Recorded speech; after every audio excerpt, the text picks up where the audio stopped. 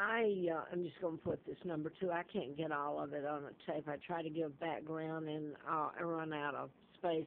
And quite frankly, I don't know if anybody's even watching them, or it's really a strange thing. I wrote about mind control murders, 76 till 80, April Fool's Day of 80, when I had antifreeze put in me. Larry, I'm giving a little bit of background, okay? Larry Flint was shot in Lawrenceville, Georgia, March the 6th of 78, when I was doing the book in Marietta, Georgia. And the person that shot him was programmed to shoot him and kill his attorney. So there's a whole list of these murders using mind control. Mind control is invisible. These were deliberately done. And you would think at some point, and they've been ongoing, that the point would be to expose it. Well, I've told it to the media. The media won't touch it. And I've put this on the previous, and I'm on a lot of the YouTube, so you can put it together if you care to. It's what was done to kidnapping me, I found out in '83, and then me doing the book and telling about mind control and what's been done to me, and it's ongoing. What's been done to me. I'm 76 years old, and I've been every law in the book broke, and the media won't touch it. Mind control was used on the Wayne Williams in Atlanta, and I just told about the names involved there. And I have told previously about planes going down also. One of the doctors I wrote about, Larry McDonald, congressman doctor, I wrote about him in that medical malpractice book. He was one of them. Later in '83, the plane he's on, the KAL, was taken down and shot down. It veers in the pilot. It would be a pilot error. And by the way, there was a book written on he was a seasoned pilot and good. But he veered into Russian airspace, and a Russian MiG shot it down. And Larry McDonald was supposed to be on board. I have been told, and I don't know if it's true or not, that he wasn't. So where is he? I don't know. Maybe he was on it. But I'm putting that in there because former President Nixon was taken off that very flight in Juneau, Alaska, before it went on and crashed in the ocean. So why was he taken off? They knew something. But anyway, it's an ongoing thing with links and threads back to my doing the book and on and on. And the thing I wanted to put on here is not just that plane with Larry McDonald on it and me having written about him, and then I'm flown to Flint's when the plane went down and the special election to replace Larry McDonald. I'm flown to Flint's, and Flint had been shot in Lawrenceville while I was doing the book, Georgia, and the person was programmed to shoot him and kill his attorney.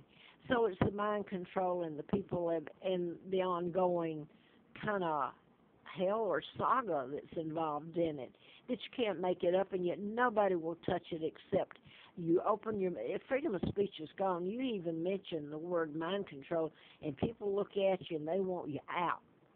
So freedom of speech is only if it's in their best interest. So anyway, I've told all this. There were planes deliberately taken down using mind control. What you do is the pilot is programmed and to reprogram or whatever is done to the plane and take it down. Or anyone that's associated with the plane can be programmed. You can put a flight attendant in there like the German Lufthansa. That was a total mind control. And the poor man has been so ostracized, he's dead. Nobody will touch it and bring it, you can Google, it won't tell you that part of it about the planes. It might, some, but it won't tell about the patterns it's done in, and that can be proven. But the KAL, that's the pilot veered into Russian airspace, shot down, Larry McDonald aboard.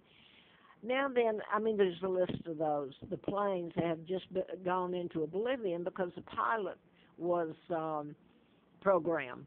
and he can be programmed like the Lufthansa one to reprogram the autopilot or whatever on the plane. So I wanted to go to this one that's just happened, and I didn't try to see if it was in patterns or nothing. All I know is this is part of this whole thing that's going on using mind control, and nobody will touch the subject. They'll put innocent people to death because they were programmed to shoot or murder, and that's okay. They won't tell the truth about it. The person is programmed to commit a crime. If they're programmed, they're victims themselves. What I wanted to say is about the Amtrack that's just happened. And believe me, the media, local media here, the ABC, NBC, the top brass knew all of this before I started telling it, all right? So they're not going to tell it. And I'm going to leave it at this today. I started not, what good has it done me? It hasn't stopped any of it. It hasn't, people hate me. An odd thing that I've walked in my shoes, and I was a believer everybody is good at heart. Well, that's a bunch of baloney. It really is. But my thing is that I am sure I don't have to look and see is it done in patterns or anything. It goes along with the rest of them. That's the one that just happened in Philadelphia, the crash of the Amtrak. The pilot is focusing on the engineer. I said pilot is the engineer of the train in Philly. I think it crashed in Philly from D.C. to New York, I believe. I've tried not to watch it, but it was supposed to be going too fast, and the focus is on the engineer and what he was doing before, and his thought, well, the poor man, he can't remember, they're saying, and people are going to jump down his throat. He probably can't remember, not from maybe from the impact it had on him, but the fact that he was programmed to do it.